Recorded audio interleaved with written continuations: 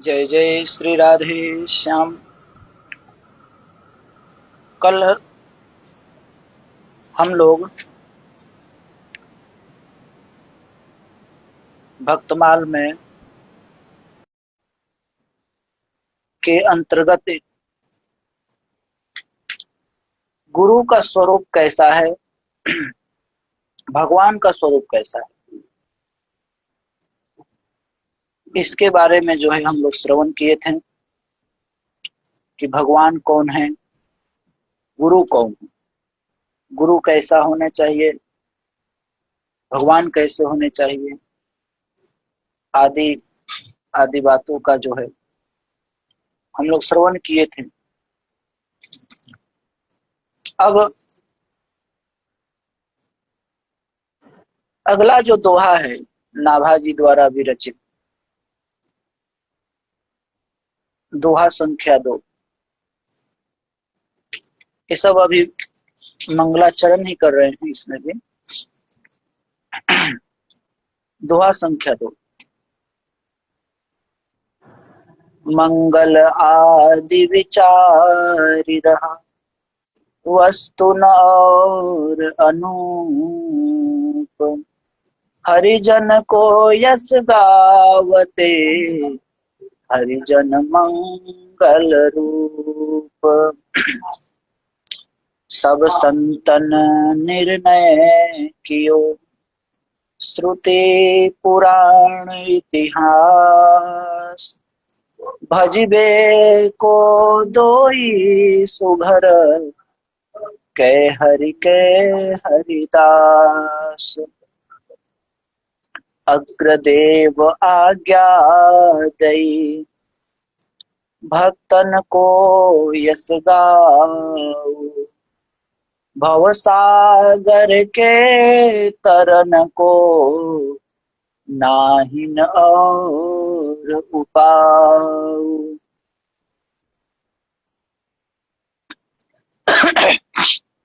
यहाँ पर नाभा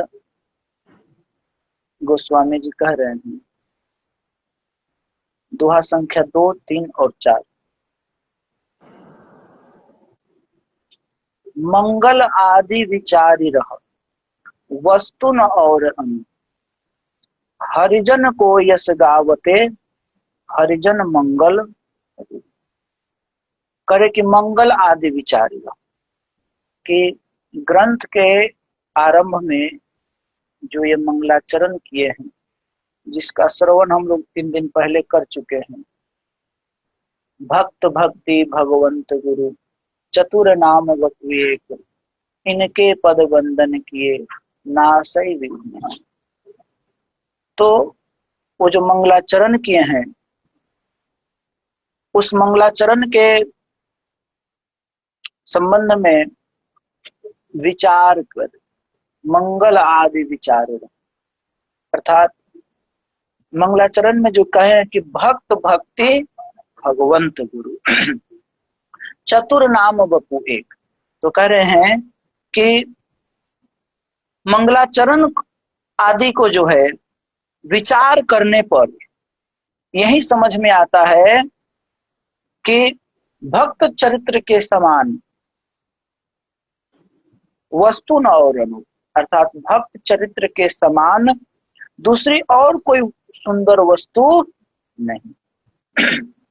नाभादासी कहते हैं कि भक्त चरित्र के अनुरूप या उनके समान और कोई भी दूसरी सुंदर वस्तु नहीं है। तब इसीलिए यहाँ कर रहे हैं दोहा संख्या 2 में कि मंगल आदि विचारी रह वस्तु न और हरिजन को यश गावते,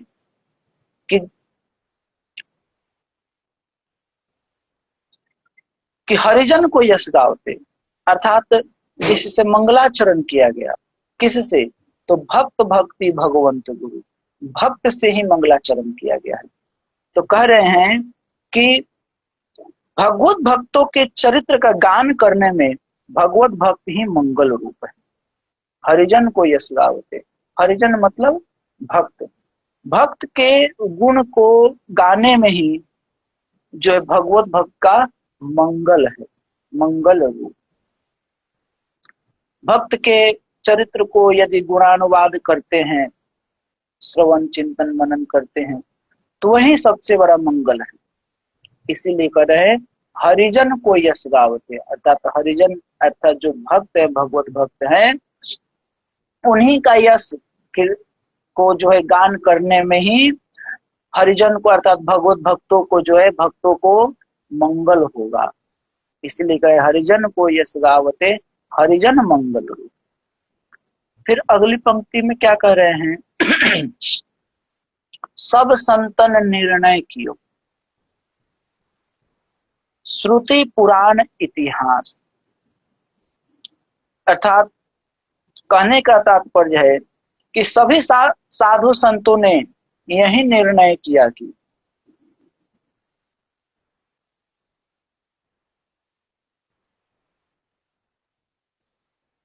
वेद पुराण, सब संतन ने श्रुति पुराण इतिहास, मतलब श्रुति भी, पुराण भी, इतिहास भी, और समस्त साधु संतों ने यही निर्णय किया क्या कि भजबे को दोई सुघर, कै हरि के हरिदास।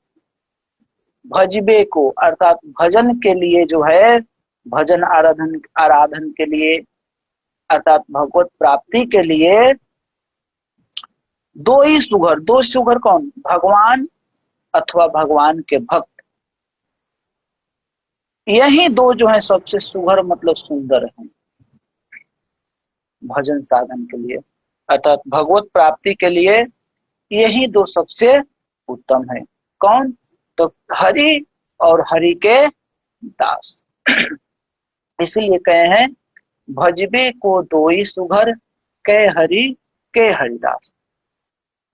फिर अगली पंक्ति में कह रहे हैं, अगली दोहा में, दोहा संख्या 4, अग्रदेव आज्ञादयी भक्तन को यश गाओ, भव सागर के तरन को नाही न और पाओ। के अग्रदेव आज्ञादयी, स्वामी अग्रदेवाचार्य जी जो नाभादास जी के गुरुदेव हैं, तो श्री अग्रदेवाचार्य जी ने नाभादास जी को आज्ञा दी, क्या? अग्रदेव आज्ञा दे भक्तन को यश का, कि नारायण दास, पहले उनका नाम नारायण दास ही था, नाभादास जी का, बाद में नाभा नाम पड़ा। तो कह रहे हैं नारायण दास तुम जो हो भक्तों के चरित्र का यशोगान करो। क्यों? तो कह रहे हैं कि अग्रदेव आज्ञा दे भक्तन को यश गाओ, उनके गुरुदेव उनको आज्ञा दिए कि तुम भक्तों के चरित्र का यशोगान करो। तो भैया यशोगान करने से क्या होगा? तो कह रहे हैं भव सागर के तरन को नाही न और पाओ, कि भव सागर अर्थात जो संसार रूपी जो सागर है, इन संसार रूपी सागर से जो है अर्थात जन्म मृत्यु जरा व्याधि आदि दैविक, आदि भौतिक और आध्यात्मिक, ये तीन प्रकार का ताप और जन्म मृत्यु जरा व्याधि, इन सबों से बचने का अर्थात भव सागर से तरने का, अर्थात इस संसार से पार होने का, भगवत धाम जाने का, मोक्ष प्राप्ति का, भक्ति प्राप्ति का, प्रेम प्राप्ति का नाहिन और उपाय, और कोई उपाय नहीं, अर्थात इससे सरल दूसरा कोई उपाय नहीं। इसलिए कह रहे हैं कि भक्तन को यश गाओ, भव सागर के तरन को नाहिन और उपाय।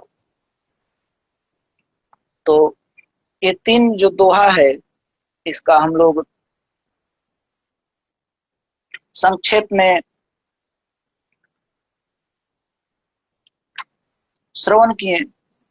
अब इसकी व्याख्या में कह रहे हैं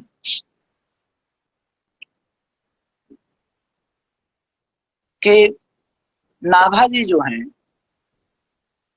जो मंगलाचरण किए हैं पहला दोहा में, भक्त भक्ति भगवंत गुरु चतुर नाम बपुए, इनके पद वंदन किए नासै विघ्न।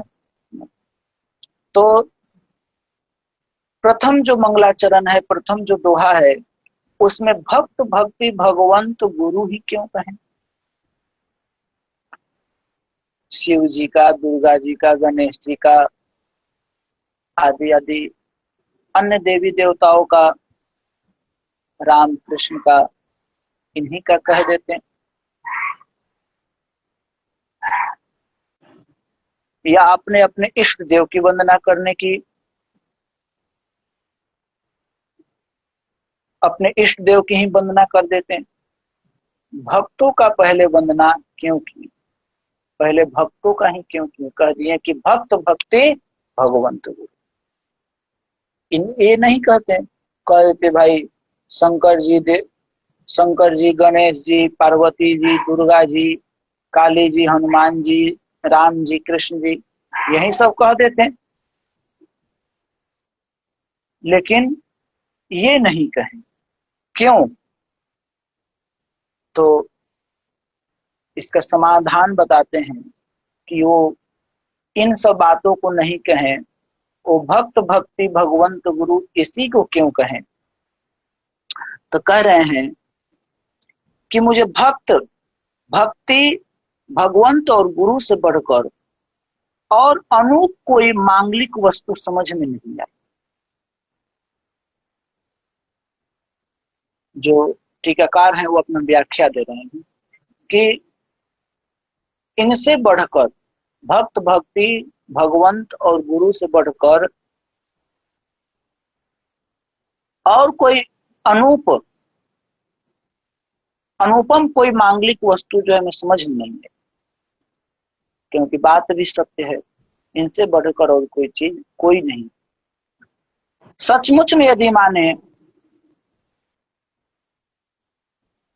कि यदि नाम निर्देश पूर्वक किसी देवी देवता गुरुदेव या इष्ट देव की वंदना करते हैं, तो वंदना का यह व्यापक रूप सामने नहीं आता। यदि किसी देवी देवता का या गुरुदेव या इष्ट देव की वंदना करते हैं, तो वंदना का जो व्यापक रूप, ये जो व्यापक रूप जो ये सामने नहीं आता। जो भक्त भक्ति भगवंत और गुरु में, भक्त भक्ति भगवंत और गुरु में जो व्यापक रूप सामने आ रहा है, ये अन्य किसी देवी देवताओं का यदि वंदना करते हैं मंगलाचरण में पहले, तो फिर ये व्यापक रूप जो है समझ में नहीं आता। क्योंकि नाम निर्देश में एक देशीयता होती है। यदि किसी का हम नाम निर्देश करते हैं तो उसमें एक ही की बोध होता है। यदि हम कहें कृष्णाय नमः, तो इसमें केवल कृष्ण के हुआ। यदि केवल ये कर दें हम सरस्वत्यै नमः, गुरुदेव चरण कमलेभ्यो नमः, तो केवल एक देशीय का ही बोध होगा। फिर तो जिसका नाम वंदना में है उसी की वंदना समझी जाती, केवल उन्हीं की वंदना समझी जाती, या तो किसी देवी देवता का, गुरुदेव का, भगवान का। और इसमें तो अपने इष्ट गुरु अथवा वंद्य के साथ साथ समस्त भक्तों के वंदनीय स्वरूपों का वंदना हो जाता है। लेकिन यहाँ जो वंदना किए हैं नाभादास जी, भक्त भक्ति भगवंत गुरु, तो इसमें इष्ट भी आ गए, अपने भगवान, गुरु भी आ गए, भक्ति भी आ गई और भक्त भी आ गई। और भक्त में कोई एक भक्त नहीं, सभी भक्त आ गए। तो इसीलिए इसमें समस्त भक्तों के वंदनीय स्वरूपों का वंदन होने लगता है। भक्त शब्द में अगर इस मंगलाचरण में भक्त भक्ति भगवंत गुरु चतुर नाम बपुए, इनके पद वंदन किए, अगर इसमें हम केवल गणेश जी को कहते हैं या केवल सरस्वती जी को कहते, केवल शंकर जी को कहते, केवल हनुमान जी को कहते हैं, तो फिर एक के ही बोध होता, एक देशीय का बोध होता। लेकिन भक्त कहने से सब आ गए, गणेश जी भी आ गए, शंकर जी भी आ गए, हनुमान जी भी आ गए, सब आ गए। क्यों? क्योंकि भक्त शब्द में समस्त भक्त, गणेश महेश सरस्वती तक का जो है अंतर्भाव, ये सब जो है उन्हीं परब्रह्म परमात्मा को भजते हैं। तो इसलिए भक्त शब्द में ये सब आ गए, गणेश जी भी आ गए, शंकर जी भी आ गए, हनुमान जी भी आ गए, सरस्वती माता भी आ गई, सबका अंतर्भाव जो है भक्त शब्द में ही हो जा रहा है। और भक्ति शब्द में जो है समस्त भक्तों की भक्ति एवं श्री जी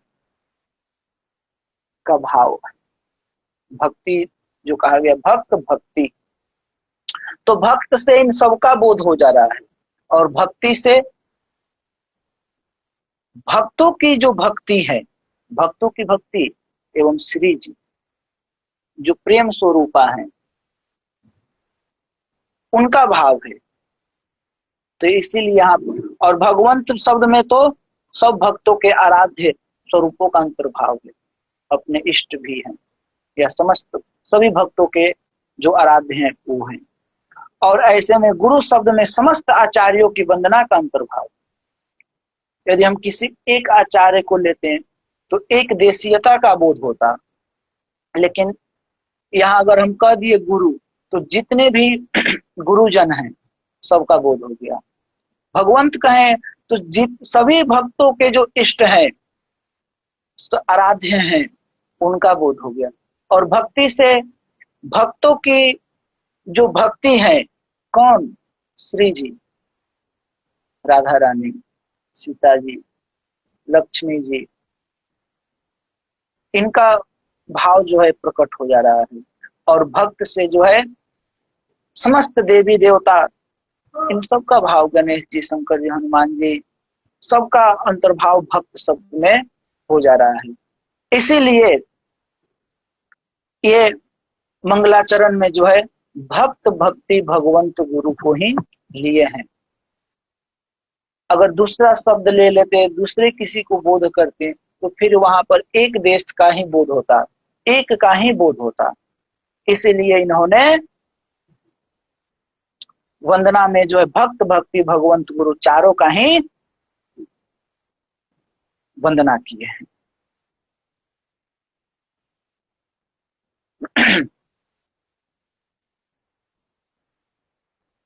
भक्त मंगल, भक्त मंगल जैसे है जिसमें भक्तों की मंगला की जाए, मंगल अर्थात वंदना की जाए। जैसे कहा गया है मुद मंगलमय संत समाजू, श्री जी को कल गड़बड़ है वो तो यहीं पर रख लीजिए। अमन्या है बिल्कुल, कोई हाँ कोई बात नहीं, यहीं पर रख लीजिए। जय जय जय श्री राम। तो भक्त मंगल, भक्तों का मंगल तो कह रहे मुद मंगलमय संत समाजु, असत संगति मुद मंगल मूला, मंगल मूर्ति मारुत नंदन, सकल मंगल मूल निकंदन। तो अब ये सब जो वाक्य है, जो पद है, जो मंगल है, इसमें केवल भक्त की वंदना की गई है, भक्त का ही मंगल किया गया है। लेकिन जैसे भक्ति का मंगल,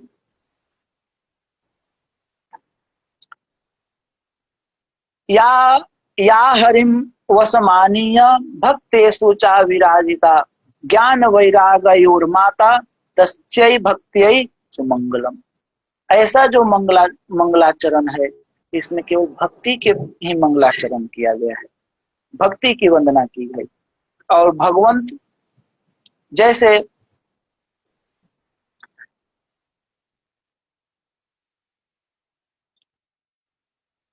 रामाय कृष्णाय रसप्रदाय, सुभक्त भक्ताय सराधिकाय, गोविंद गोपी जन वल्लभाय, सुमंगलम दीन जनप्रियाय।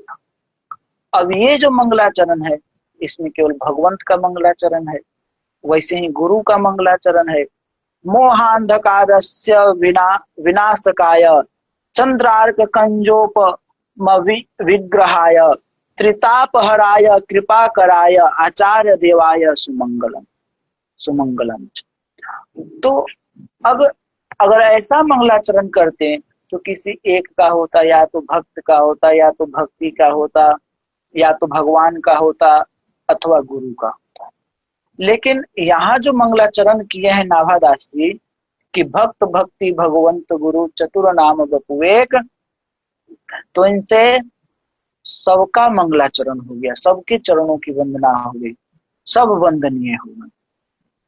इसीलिए जो है ये मंगलाचरण में औरों का न लेकर के भक्त भक्ति भगवंत गुरु इनका जो है मंगलाचरण किए हैं।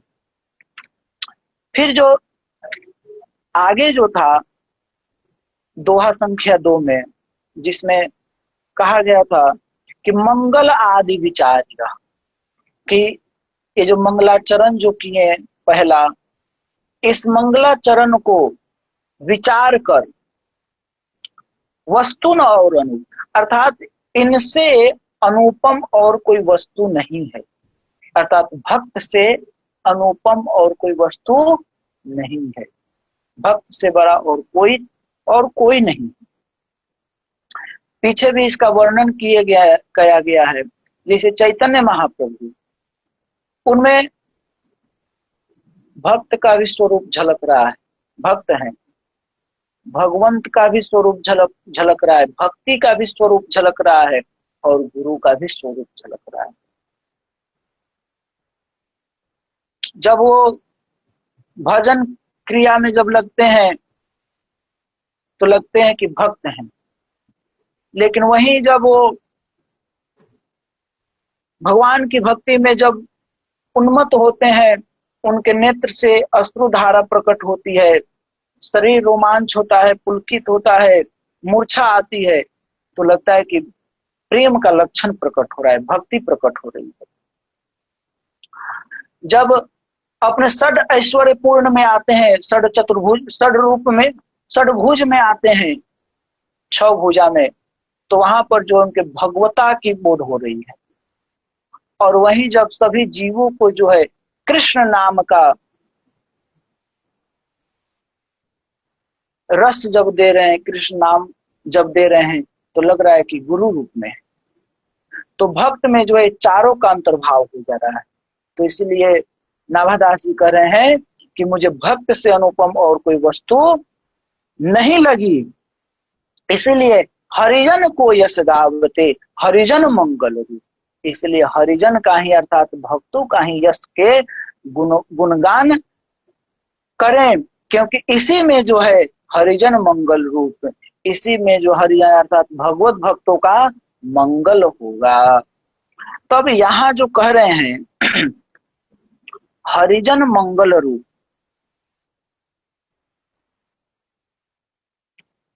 तो यहाँ हरिजन शब्द में 2 शब्द है, एक हरि है और एक जन। जन का मतलब भक्त, दोनों का अंतर्भाव किया गया है। तो कह रहे हैं कि यहाँ बड़ी चमत्कार पूर्ण पंक्ति है ये, हरिजन को यश गावते हरिजन मंगल रूप। क्या है? तो कहते हैं अर्थ होगा यह कि हरि का यश गाने से भक्त मंगल रूप हो सकता है, मंगल रूप हो जाते हैं। यहाँ पर ये कहते हरिजन को यश गावते, अर्थात हरि अर्थात भगवान का यश गाने से, उनके गुण को गाने से भक्त जो है मंगल रूप हो जाते हैं। ये अर्थ कोई कर सकता है कि भगवत भक्त का यश गाने से ही नहीं भक्त का मंगल होगा, अपितु भगवान के यश गाने से जो है भक्तों का मंगल रूप हो जाता। क्योंकि कहा गया है मंगल भवन या मंगलहारी, और भक्तों का यश गाने से हरि मंगलमयता को प्राप्त होते हैं, क्योंकि भक्त भी तो मंगलमय। इसीलिए कहे हैं यहाँ पर हरिजन को यश गावते। जैसे मुद मंगलमय संत समाज, अर्थात भक्त भगवान का यश गाने से आनंद प्राप्त करते हैं। मुद मंगलमय संत समाज, जैसे भक्त भगवान का यश गाने से आनंद को प्राप्त करते हैं, वैसे ही भगवान भी भक्तों का यश गाकर सुनकर परमानंद का अनुभव करते हैं, जिसके लिए कहा गया है सकृत प्रणाम प्रणत यश वर्णत सुनत कहत फिर गाँव। अर्थात भक्त और भगवान दोनों का ही स्वभाव है कि भजने वाले को आत्म सारूप्य प्रदान करना। जैसे भक्त का स्वभाव क्या है, भक्त क्या कहता है, पारस में और संत में बहुत अंतरो जान। पारस जो पत्थर होता है, तो पारस में और संत में बहुत अंतरो जान। वह लोहा सोना करे आ यह करे आप समान।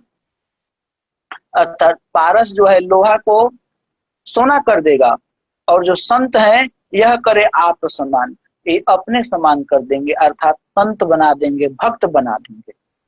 और भगवान का स्वभाव क्या है, तो कहते हैं प्रभु तरुतर कपिडार पर ते किए आप समान, आ तुलसी कहू न राम से साहिब सील निधान। ये भगवान का स्वभाव। तो इसीलिए यहाँ कहे गए कि हरिजन को यश गावते हरिजन मंगल रूप, कि भक्तों का यश गाने से जो है भक्त जो है मंगल रूप को प्राप्त होंगे। ऐसा नहीं है कि भक्त यदि भगवान के गुण को गाए तो मंगल को, तभी मंगल को प्राप्त होते हैं, लेकिन जब भक्त के यश को जब गाया जाता है तो भगवान अत्यंत प्रसन्न हो जाते हैं। इसलिए यहाँ कहे हैं कि हरिजन को यश गावते हरिजन मंगल रूप। अब आगे जो कहे हैं तीसरे दोहा में, सब संतन निर्णय कियो श्रुति पुराण इतिहास। तो सब संतन निर्णय कियो, तो यहां पर कह रहे हैं कि एक बार संतों की सभा में इस बात को लेकर विचार विमर्श हुआ कि सबसे बड़ा कौन है, सबसे बड़ा कौन है।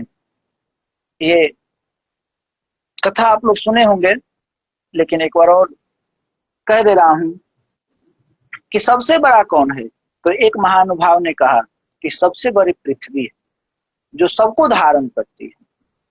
दूसरे संत ने इसके प्रति वाद करते हुए कहा कि पृथ्वी से बड़ा समुद्र है, क्योंकि समुद्र का क्षेत्रफल पृथ्वी से भी दुगुना है, दुना है।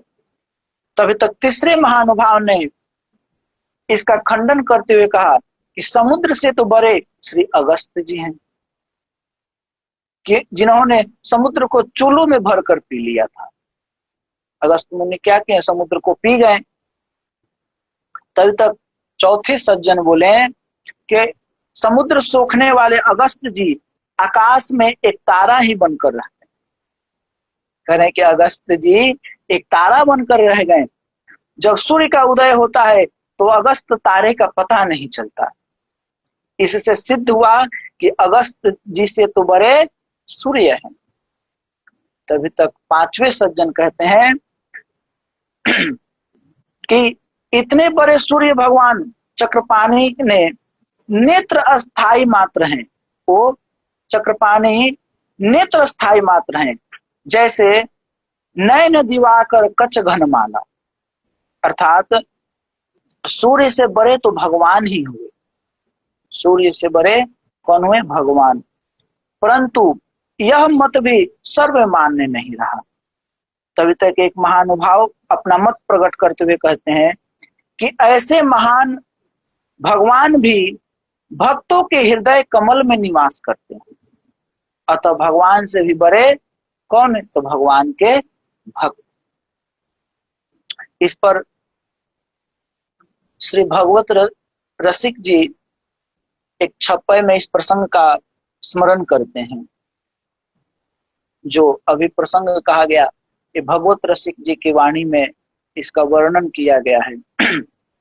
को कह अवनि बड़ी तासु दोनों समुद्र पुनि, सो अंजलि भरी लियो ताहि सोखियो अगस्त मुनि।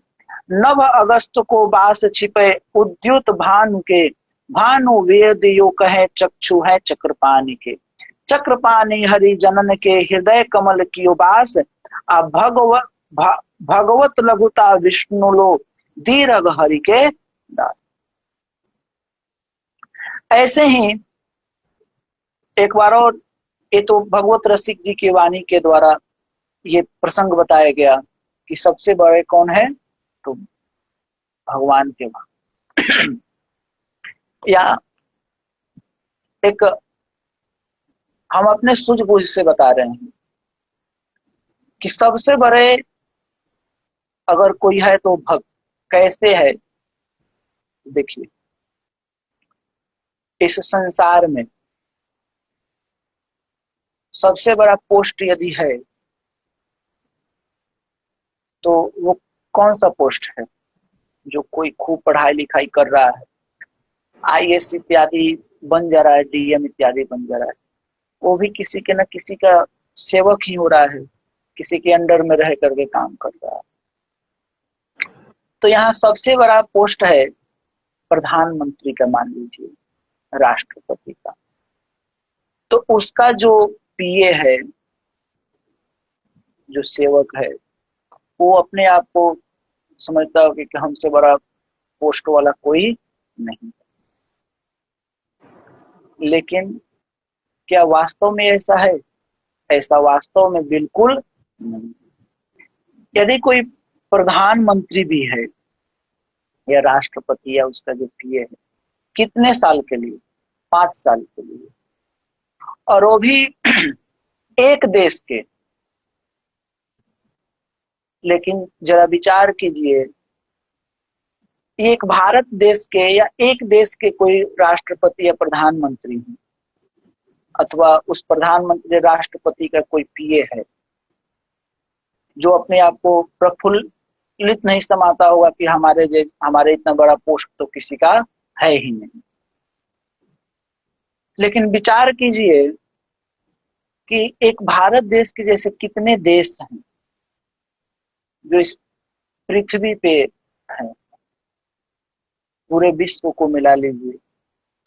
लेकिन ये पृथ्वी भी क्या है? एक ग्रह है, और ऐसे लाखों करोड़ों ग्रह हैं, और इन लाखों करोड़ों ग्रह को मिलाकर के एक ब्रह्मांड है, और ऐसे लाखों करोड़ों जो है ब्रह्मांड हैं, और उन सभी ब्रह्मांडों के मालिक कौन है?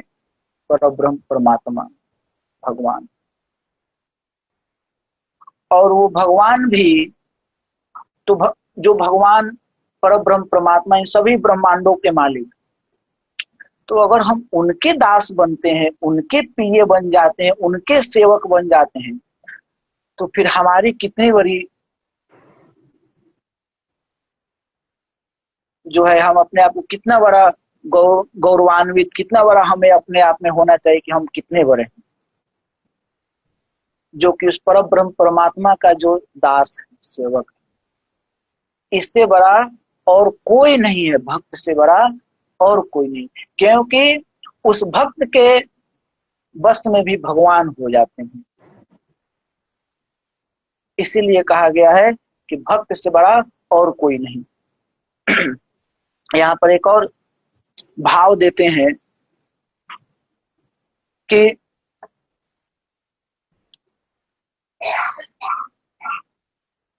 नाभाजी ने इसका भक्तमाल जी में ही उपसंहार किए हैं। 26-200 अर्थात दोहा संख्या 200 में इसका उपसंहार किए हैं। कहते हैं कि एक बार देवर्षि जी के मन में यह जानने की इच्छा हुई कि जगत में सबसे महान कौन है। तो उन्होंने वो सोचे कि चले भगवान के पास ही, वहीं इसका ठीक ठीक पता लगा सकेंगे। वहीं ठीक ठीक पता लगेगा तो वे सीधे वैकुंठ में गए और वहां जाकर भगवान से अपने मनोभाव को व्यक्त किए। प्रभु ने कहा, नारद, सबसे बड़ी तो यह पृथ्वी ही दिखती है, पर वह समुद्र से घिरी है, अतएव यह भी बड़ी नहीं। रही बात समुद्र की, तो उसे अगस्त मुनि पी गए थे, अतः वो भी बड़ा कैसे हो सकता है। इससे तो अगस्त जी बड़े हो गए। पर देखा जाता है कि अनंत आकाश के एक सीमित भाग में केवल एक खद्योतवत अर्थात तारे के समान जो है चमक रहे हैं। इससे भी बड़े कैसे, इससे वे भी कैसे बड़े हो सकते हैं। अब रहा आकाश विषयक प्रश्न। सुप्रसिद्ध है कि भगवान विष्णु ने वामन अवतार में इस आकाश को एक ही पग में नाप लिया था। इस आकाश को जो है वामन अवतार में भगवान वामन जो है एक पग में ही पूरे आकाश को जो है नाप लिए, अतः वो भी उनके समान अत्यंत नगण्य है। कौन? अगस्त, आकाश। इस दृष्टि से भगवान विष्णु ही सर्वोपरि महान सिद्ध होते हैं। तथापि नारद, वे भी सर्वाधिक महान नहीं है, क्योंकि तुम्हारे हृदय में वे ही अंगुष्ठ मात्र स्थल में ही सर्वदा अवरुद्ध देखे जाते हैं। हमारा जो हृदय है अंगुष्ठ मात्र हृदय, मस्तिष्क हृदय, उस हृदय में जो है, उसी हृदय में जीव रहता है वहीं पे, और वहीं पे भगवान भी रहते हैं। अब कोई कहे कि क्या भगवान वहीं पे है? भगवान सब जगह नहीं, भगवान सब जगह व्याप्त है, पूरे चराचर में व्याप्त है। यहाँ भी है, यहाँ भी है, सब जगह व्याप्त है, अंग प्रत्यंग में सभी जगह व्याप्त है। लेकिन अब कोई कहे कि तो यहाँ पर ही क्यों बताएगा कि मस्तिष्क हृदय में भगवान है?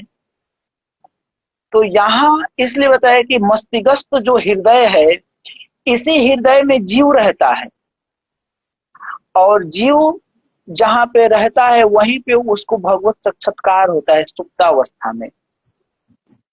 इसीलिए वहीं पर इसका बोध होता है कि भगवान यहाँ। और जगह है, लेकिन और जगह पे उसको बोध नहीं होता है कि और जगह भी भगवान है। लेकिन यहाँ पर जीव है, मस्तिष्क जो हृदय है, एक हृदय यहाँ भी है, और जहाँ पे जो कि रक्त का संचार करता है, और एक हमारे मस्तिष्क हृदय है जहाँ पे जीव रहता है, और वहीं पे भगवान भी रहते हैं।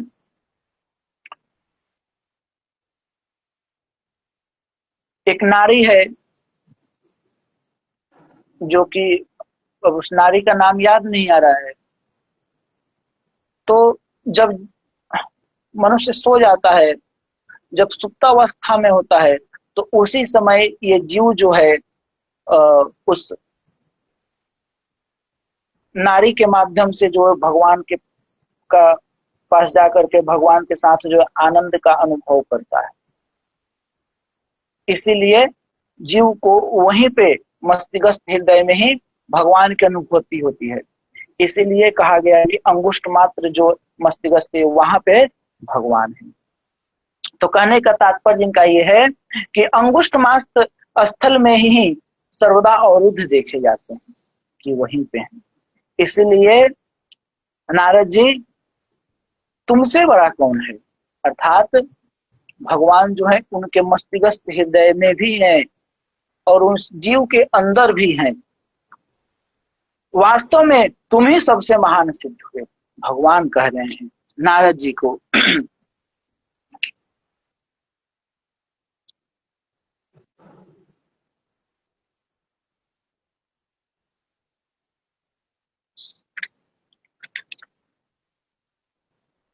इसीलिए हरि भक्तों की भजनीयता सिद्ध होती है। एक और प्रसंग यहाँ पर देते हैं कि इससे ये सिद्ध हो गया कि भगवान से बड़े कौन है? तो भक्त, क्योंकि भक्त के हृदय में भी रहते हैं। इस पर एक और प्रसंग देते हैं। कहते हैं कि एक बार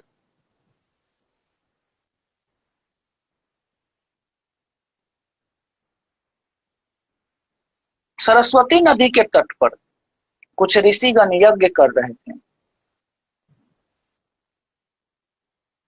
उनमें इस विषय का विचार विमर्श हुआ कि ब्रह्मा विष्णु महेश इन तीन त्रिदेवों में सबसे बड़ा कौन है। इस बात को जानने के लिए उन्होंने ब्रह्मा जी के पुत्र महर्षि भृगु को उनकी परीक्षा लेने के लिए भेजा। भृगु जी पहले ब्रह्मा जी की सभा में गए। उनके सभा की स्वभाव की परीक्षा लेने के लिए उन्होंने न तो नमस्कार किया और न उनकी स्तुति ही की। इससे ब्रह्मा जी अपने तेज से प्रज्वलित हो उन पर अत्यंत कुपित हुए, किंतु अपने पुत्र के ही प्रति उत्पन्न क्रोध को ब्रह्मा जी ने अपने मन में इस प्रकार शांत कर दिया जैसे तेज तत्व से ही उत्पन्न हुए जल से अग्नि शांत हो जाती है। फिर उसके बाद भृगु जी जो हैं कैलाश पर गए शंकर जी के पास।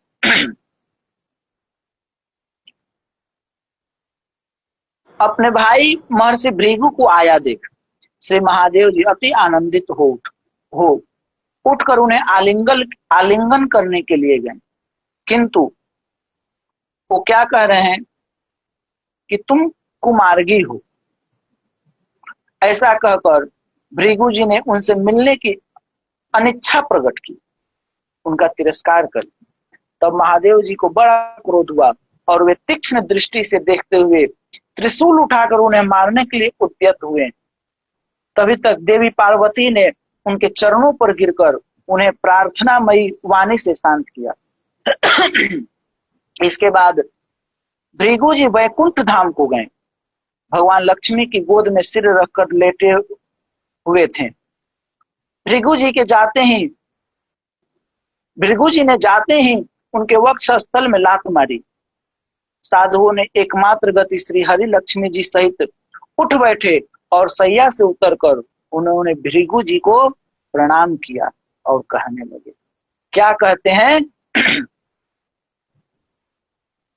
आहते स्वागतम ब्रह्मन् निषीदात्रासने क्षणम अजानाता मागतान्वः छन्तुर्महत न प्रभो अतीव कोमलौ तात चरणौ ते महामुने वज्र कर्कश मद्वक्षः स्पर्शेण परिपीडितौ इत्युक्त्वा विप्रचरणौ मर्दयन्स्वेन पाणिना। कहते हैं कि हे ब्राह्मण, आह ते स्वागतम। आह मतलब हे, संबोधन कर रहे हैं भृगु जी के लिए कि हे ब्राह्मण, ते स्वागतम, आपका स्वागत है। निषिद्धात्र क्षणम, आप जो है यहाँ एक क्षण आसन पर विराजिए। विष्णु भगवान कर रहे हैं विराजिए। हमें आपके यहाँ पधारने का कोई पता न था। अजनात अमागतान्वह, कि हमें कोई पता नहीं था, अतः हमारी धृष्टता को जो है क्षंतुम अर्हत, कि हमारी धृष्टा को क्षमा करें। हे महामुने, आपके चरण कमल जो है अत्यंत कोमल हैं। अतीव कोमलौ तात चरणौ ते महामुने, आपके चरण कमल जो हैं अत्यंत कोमल हैं और मेरा वक्ष स्थल जो है वज्र के समान कठोर है। उसका स्पर्श होने से आपके चरणों में बहुत पीड़ा हुई होगी। यह कहकर वे भृगु जी के चरणों को अपने हाथों से दबाते हुए पुनः बोले कि आपका चरणोदक तीर्थों को भी पवित्र करने वाला है। उससे आप वैकुंठ लोक के सहित मुझे तथा मुझ में स्थित लोकपालों को पवित्र कीजिए। भगवान, आपके पाद स्पर्श से मेरे समस्त पाप नष्ट हो गए, अतः लक्ष्मी मेरे हृदय में निरंतर विराजमान रहेगी और मैं लक्ष्मी का एकमात्र आश्रय स्थान हो गया। भगवान की ऐसी गंभीर वाणी को सुनकर भृगु जी अति आनंदित और तृप्त हो मौन हो गए तथा भक्ति के उद्रेक से उनका कंठ गदगद हो गया और नेत्रों में जल भर आया। तदंतर उन्होंने पुनः भूमि में आकर मुनीश्वरों के सामने अपना सारा अनुभव कह सुनाया। सब वृतांत सुनकर सबका संदेह दूर हो गया। इसीलिए कहा गया है कि भगवान सबसे बड़े हैं और भगवान से भी बड़े कौन है, तो उनके भक्त। क्योंकि भगवान भी जो है अपने भक्तों के हृदय में रहते हैं, इसलिए भक्त सबसे बड़े हैं। तभी तो कहा गया है भजबे को सुघर, इसीलिए कहे गए हैं भजबे को दो ही सुघर के हरिदास। भजने के लिए दो हैं, भजन साधन और आराधन के लिए कौन, भगवान और भगवान के दास, भक्त और भगवान। बलि पूजा चाहे नहीं चाहे एक प्रीत, सुमिरत ही माने भलो पावन सबरी सबरी।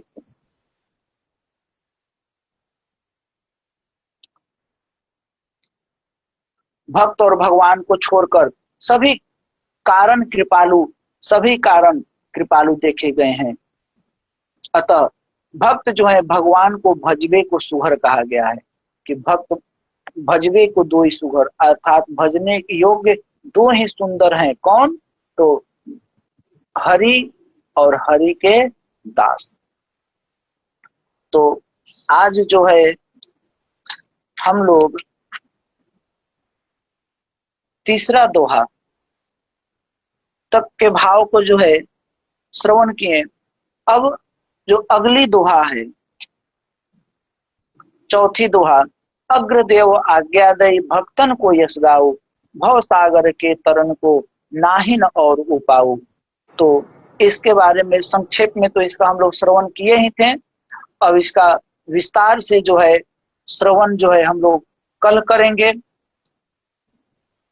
प्रेम से बोलिए श्री ठाकुर प्यारी लाल की जय, लाडली लाल की जय, श्यामा श्याम की जय, श्री बाके बिहारी लाल की जय, श्री राधा वल्लभ लाल की जय, श्री राधा रमन लाल जी महाराज की जय, श्री युगलात्मक हंस भगवान की जय, श्री संकादिक भगवान की जय, देवर्षि श्री नारद भगवान की जय, श्री निम्बार्क भगवान की जय, पूज्य गुरुदेव भगवान की जय, वृंदावन धाम की जय, बरसाने धाम की जय, नंद गांव की जय, गिरिराज महाराज की जय, यमुना महारानी की जय, तुलसी महारानी की जय, भक्ति महारानी की जय, श्री अग्रदेवाचार्य जी महाराज की जय, श्री नाभादास जी महाराज की जय, श्री प्रियादास जी महाराज की जय, समस्त वैष्णव भक्त वृंद की जय, सब संतन की जय, सब भक्तन की जय। जय जय श्री राधे श्याम।